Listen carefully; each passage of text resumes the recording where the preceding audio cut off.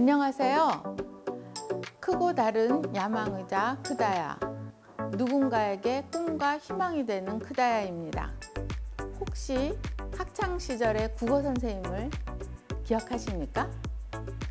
오늘의 야망의자 주인공은 국어 선생님이십니다. 저에게도 국어 선생님이 계셨습니다. 장광렬 선생님이라고 돌아가셨습니다. 시인입니다. 저는 그래서 아직까지 시집 출판사를 하고 있는지도 모르겠습니다. 이렇게 국어 선생님은 저희 인생에 국어 이외에 다른 거를 주시는 분입니다. 오늘의 야망의자의 주인공도 마찬가지입니다. 아이들에게 꿈과 희망을 주는 하지혜 원장님을 모시겠습니다. 저는 어릴 때 독서 광이었습니다. 한시도 손에서 책을 떼놓지 않고 밤에도 이불 속에 들어가서 후레쉬 불빛에 의지해서 책을 보다가 아빠한테 혼나곤 했거든요. 근데 그게 이제 책 속의 세계가 너무 재미있었고 그 책 안에서는 전 세계와 우주를 경험할 수 있어서 좋았던 것 같아요.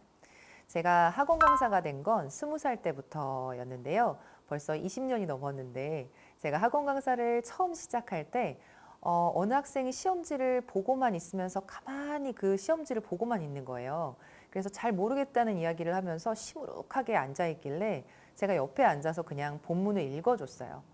그러니까 갑자기 그 아이가 눈빛이 반짝반짝대면서 자리를 고쳐 앉으면서 고개를 끄덕이는 거예요. 그 내용이 이제 그때서야 몰입을 하는 거죠. 근데 제가 해준 거라고는 딱 하나였어요. 소리내서 읽어주는 거. 근데 그 작품이 춘향전이었거든요. 정말 쉬운 내용이죠. 그래서 저는 그때 깨달았습니다. 아이들이 국어를 잘 못하는 이유. 글자는 우리의 말을 그대로 옮겨 적은 건데 그 말을 글자로 옮긴 거라는 걸 우리가 잊어요. 그래서 글을 독해할 때 그냥 흰 거는 종이, 그리고 검은 것은 글자가 되는 현상이 나타나죠. 예를 들어서 가격은 뭐뭐에 좌우되지 않고 뭐뭐가 매우 중요하다. 제가 아무 어조를 안 넣었죠. 이 문장에서 어디가 핵심어일까요? 네, 뒷부분이죠. 왜요? 이게 말로 하면 너무 쉬워요. 가격은 이런 거에 중요하지 않고 이게 중요해 라고 말을 하는 순간 우리는 뒤에 거가 중요하다는 게 강하게 강세가 들어가기 때문에 그냥 직관적으로 딱 와요. 자, 이렇게 글을 보면서 바로 소리로 변화하는 능력은 언제 길러지냐면 사실 아이들이 어릴 때 엄마들이 아이를 무릎에 앉혀놓고 책을 읽어줄 때 그 눈으로 아이가 책을 보고 귀로는 엄마가 읽어주는 소리를 듣고 길러지게 돼요. 근데 하지만 어릴 때 안 했더라도 이렇게 문맥 독해 훈련을 하면 가능해집니다. 오독비법이라고 하는 제가 이제 국어를 가르칠 때 아이들에게 국어를 읽는 스킬을 가르쳐 주는 건데요. 5가지로 읽으면 되는 법이라는 뜻입니다.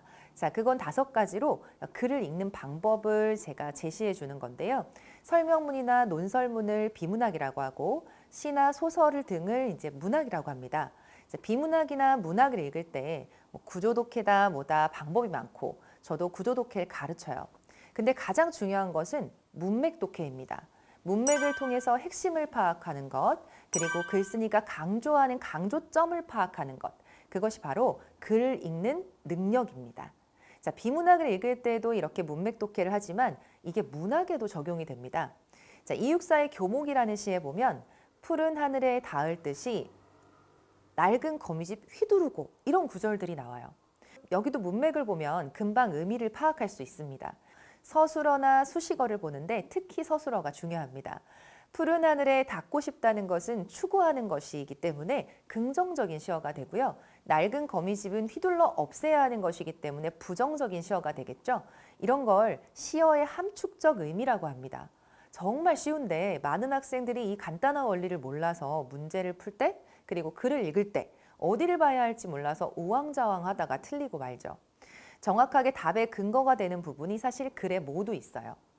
오독비법은 논리적으로 답을 찾아가는 훈련입니다. 그냥 감으로 찍는 것이 아니라 글을 정확히 읽고 그리고 핵심을 파악하는 능력을 길러줍니다. 제가 이제 그 오독비법이라는 독해법을 가르치고 그것을 배운 학생들이 국어 성적이 급상승되는 경우가 많습니다. 그게 왜냐하면 그 아이들이 글을 읽는 방법을 몰라서 문제에서 요구하는 어떤 핵심, 글쓴이가 말하는 핵심을 몰라서 문제를 정확히 풀지 못하는 경우가 많거든요. 그래서 이러한 것들을 키우는 방법이 바로 오독비법이라는 독해법입니다. 아이들이 이제 비문학이나 문학 등을 읽을 때 서술어나 수식어를 보면서 글의 문맥적인 의미를 파악하는 방법, 이걸 어려운 말로는 추론한다라고도 하지만 사실 제가 문맥독해라는 이름을 붙였어요. 찾기 쉬운 방법은 서술어를 통해서 긍정적인 서술어가 나오면 뒤에 긍정적인 서술어가 나오면 앞에 거는 글쓴이가 말하는 추구하는 중요하게 여기는 것이고요. 부정적인 서술어가 나오면 앞의 내용은 부정되는 내용이에요. 사실 이것만 아이들이, 학생들이 기억을 해도 그리고 글에 그것만 표시하고 읽어도 사실 그 글쓴이가 이야기하는 논점을 정확하게 파악해 가면서 문제를 풀어나갈 수 있습니다.